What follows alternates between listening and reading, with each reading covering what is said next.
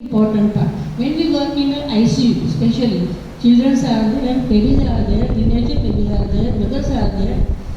आणि जेव्हा आपण एखादी प्रोसिजर करायला पेशंटकडे जातो किंवा आपण एखाद्या पेशंटला मदर्सला एक्सप्लेन करतो की बाबा काही आपण त्या बेबीचं करतोय किंवा करायचं आहे.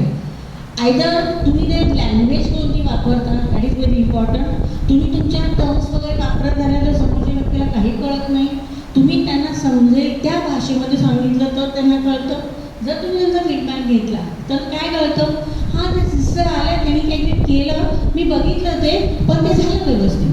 Okay, this is the one example.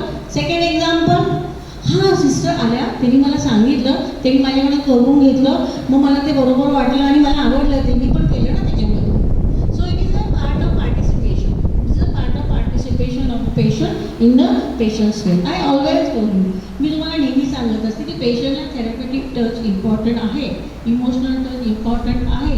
तुम्ही त्यांच्या कांद्यावर हात ठेवला, हातावर हात ठेवला, इम्पॉर्टंट आहे. Specially in the labour ward I am telling, मी nobody is there. Labour वॉर्डमध्ये काय असते, एकटी पेशंट असते, एकटी सर्वंट असते, एकटी स्टाफ असते. त्या स्टाफला इतर वेगवेगळे कामं करायचे असतात म्हणून ते इकडे तिकडे गेलेले असतात. पेशंटला खूप भीती वाटत असते, आता आपली डिलिव्हरी होते की काय, कळ येते की काय, टेर होतं की काय, ह्या सगळ्या गोष्टी असतात. कम्युनिकेशन कुठे कमी पडते. आपण